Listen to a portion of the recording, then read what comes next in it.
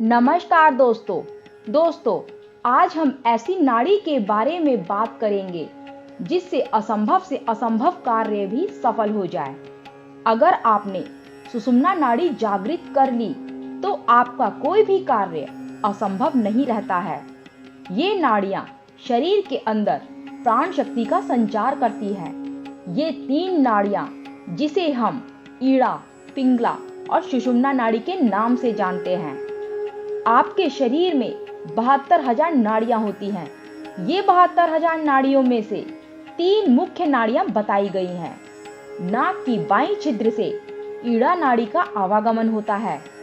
नाक के दाहिने छिद्र से पिंगला का आवागमन होता है और तीसरी नाड़ी है सुषुम्ना नाड़ी। इसका आवागमन बीच की नाड़ी से होता है, लेकिन ये एकदम शांत होती है। इस सुषुम्ना नाड़ी को एक्टिवेट करना पड़ता है, इसे जगाना पड़ता है। बाकी की ये दोनों नाड़ियां, ईड़ा और पिंगला, ये अपने आप चलती हैं। नाड़ी का मतलब नस नहीं होता है।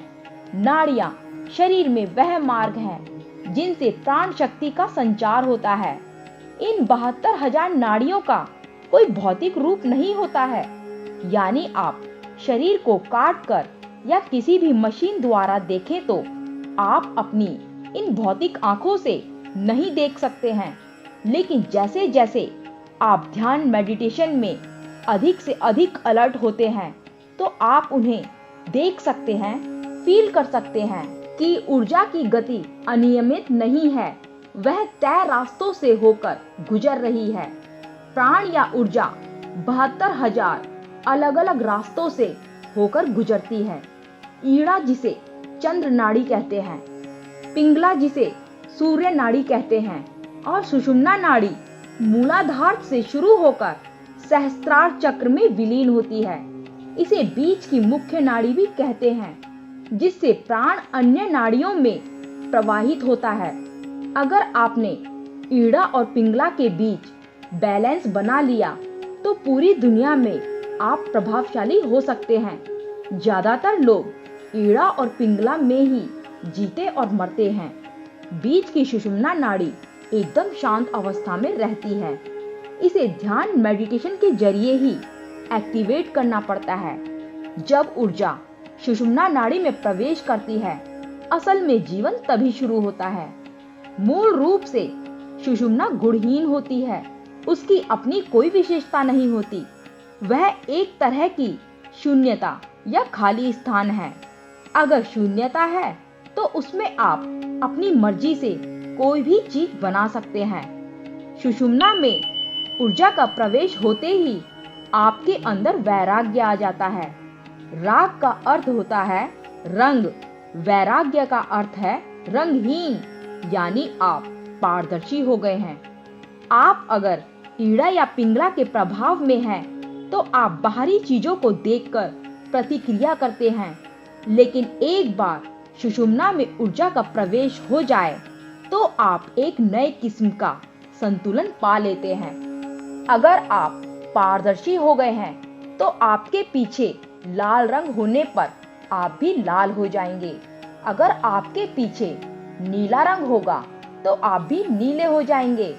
आप बिना पक्षपाती वाले इंसान बन जाते हैं। आप जहां भी रहें आप वहीं का एक हिस्सा बन जाते हैं।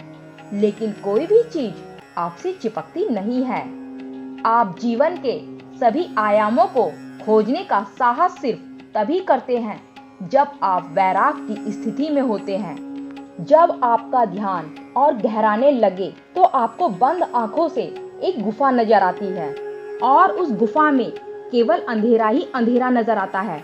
मतलब कि आप ध्यान की गहराइयों में जाना शुरू हो जाते हैं। आपकी बॉडी में स्थिरता आना शुरू हो जाती है। तभी आपकी सुषुम्ना नाड़ी एक्टिवेट होना शुरू हो जाती है। जब आपकी सुषुम्ना नाड़ी एक्टिवेट होती है तो आपकी धार्मिक कार्यों में रुचि बढ़ जाती है। आप ज्यादा से ज्यादा अपने आप को जानने का प्रयास करते हैं। आपके थॉट शांत होते चले जाते हैं। आप अपने शरीर में एक एनर्जी को फील करते हैं और वो एनर्जी डायरेक्ट यूनिवर्स से कनेक्ट होती है। आपकी बॉडी कभी भी थका हुआ महसूस नहीं करेगी। आपको ध्यान के समय पर स्टार दिखना शुरू हो जाते हैं, पूरा यूनिवर्स दिखना शुरू हो जाता है। कई बार साधकों को बंद आंखों से कड़कती हुई बिजली दिखाई देती है। कई बार साधकों को शरीर में दर्द होना शुरू हो जाता है जब सुषुम्ना नाड़ी एक्टिवेट होना शुरू हो जाती है। ये चीजें तभी होती हैं आपकी रुचि आध्यात्मिक में ज्यादा बढ़ने लगेगी।